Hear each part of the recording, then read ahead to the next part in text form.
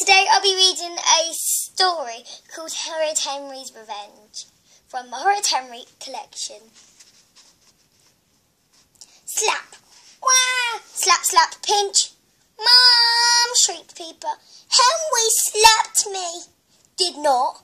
Did too. And he pinched me. Stop being so horrid, Henry, said Mum. But Peter started it, shouted Henry. Did not, wailed Peter. Henry did. Horrid Henry glared at Perfect Peter. Perfect Peter glared at Horrid Henry. Mum went back to writing her letter. Horrid Henry lashed out and pulled Peter's hair. He was a coiling cobra, unleashing his venom. Ah! Shrieked Peter. Go to your room, Henry, screamed Dad. I've had just about enough of you today. Fine, shouted Henry. I hate you, Peter, he shrieked, stomping up to his room and slamming the door as loud as he could. It was so unfair. Peter was never sent to his room. Horrid Henry was sent to his room so often he might as well live there for full time. Horrid Henry couldn't bear up without Peter trying to get him into trouble.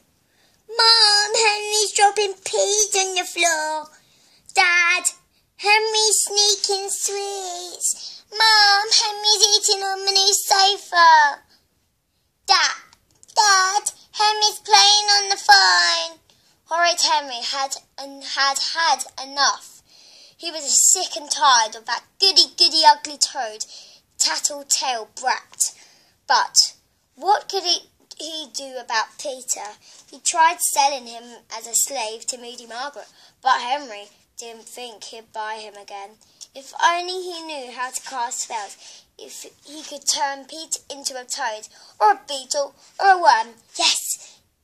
Wouldn't that be great? He charged everyone 10p to look at his brother, the worm, and if Peter Worm ever wriggled out of the line, he'd be fish bait. Horrid Henry smiled. Then he sighed. The truth was, he was stuck with Peter, but if he couldn't sell Peter, and he couldn't turn Peter into a worm, he could get Peter into trouble. Unfortunately, getting Perfect Peter into trouble was easier than done. Peter never did anything wrong. Also, for some reason, he didn't always trust Henry. The only way to get Peter into trouble was to trick him. And if it took all year, Horrid Henry vowed that he would come up with a perfect plan. A plan to get Peter into trouble. Big trouble. That would be almost as good as turning him into a worm.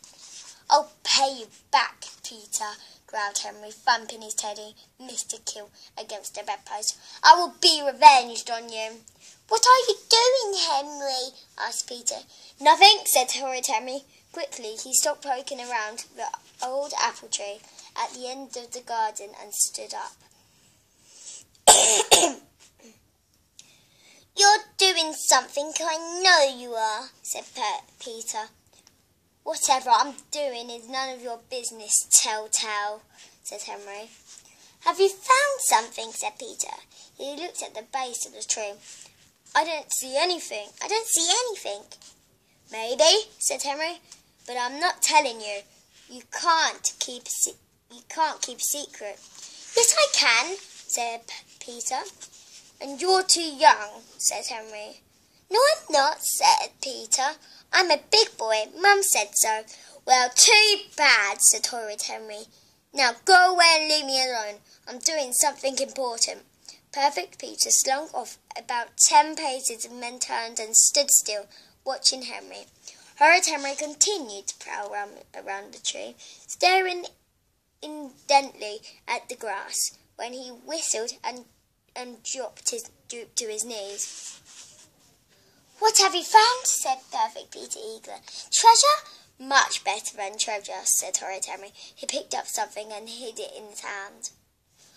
Show me, said Peter. Please, oh please. Horrid Henry conceded. If I tell you something, Do you swear by sacred oath of the purple hand to say nothing about this to anyone? I swear, said Peter. Even if you're being tortured by aliens.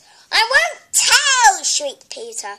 Horrid Henry put his fingers to his lips and then tiptoed away from the tree to his fort. Peter followed. I don't want them to know I'm telling you, he whispered when they were hidden behind the branches. Otherwise, they'll disappear. Who? Whispered Peter. The fairies, said Henry. Fairies? Squeaked Perfect Peter. You mean you've seen? Shh, hissed Horrid Henry. They'll run away if you tell anyone. I won't, said Perfect Peter. Promise? I promise. Oh, wow, fairies in our garden. Oh, Henry, just wait till I tell my teacher. No, screamed Horrid Henry. Tell no one, especially grown-ups. Fairies hate grown-ups. Grown-ups stink to fairies. Perfect Peter clasped his hands over his mouth. Sorry, Henry, he said. Horrid Henry opened his hand. It was sprinkled with gold glitter. Fairy dust, said Horrid Henry. It looks just like glitter, said Perfect Peter. Of course it looked like glitter, said Horrid Henry. Where do you think glitter comes from? Wow, said Peter. I never knew glitter came from fairies. Well, now you know, said Henry. Can I see them, Henry? Asked Peter. Please let me see them. We only come out to dance at dead of night, said Horrid Henry.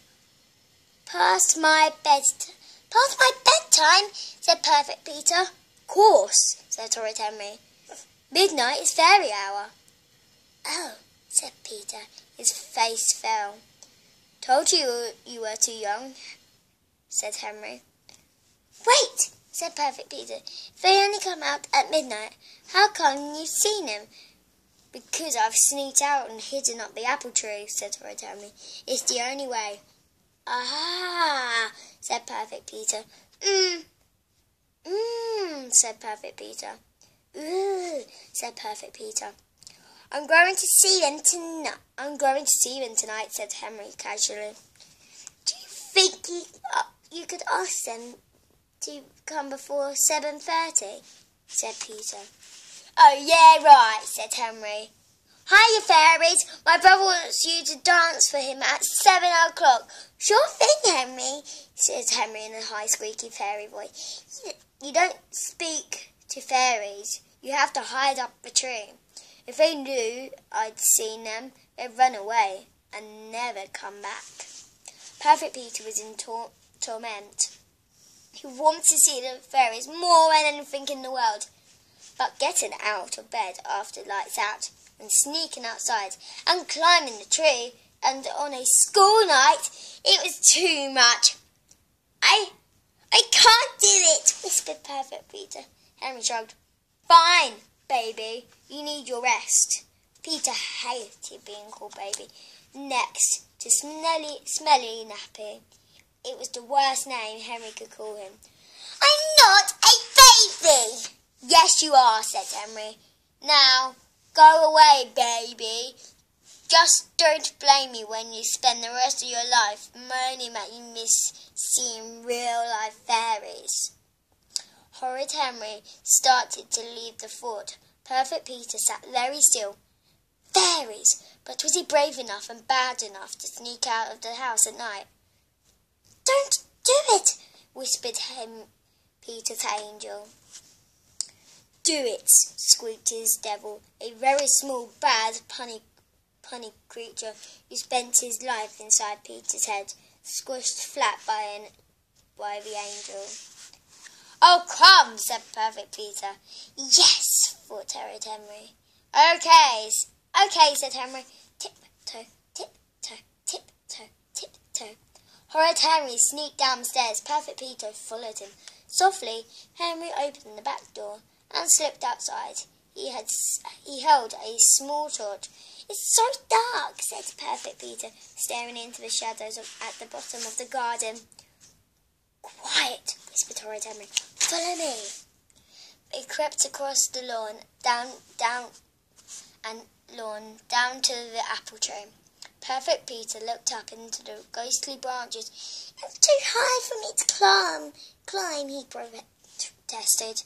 "No, it isn't. I'll give you a leg up," said Horrid Henry. He grabbed Peter and shoved him up.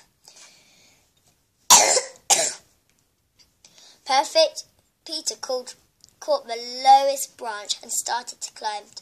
"Higher," said Henry. "Go as high as you can." Peter climbed and climbed and climbed. "This is high enough," he squeaked Perfect Peter. He settled himself on the branch, then cautiously looked down. "I don't see anything," he whispered. There was no reply. "Henry," said Peter. "Henry," said Peter a little loudly. Still, there was no reply. Perfect Peter peered into the darkness. Where could he be? Could Henry have been kidnapped by fairies? Oh no! Then Perfect Peter saw a dreadful sight. There was his brother darting back into the house. Perfect Peter did not understand. Why wasn't Henry waiting to see the fairies? Why had he left Peter?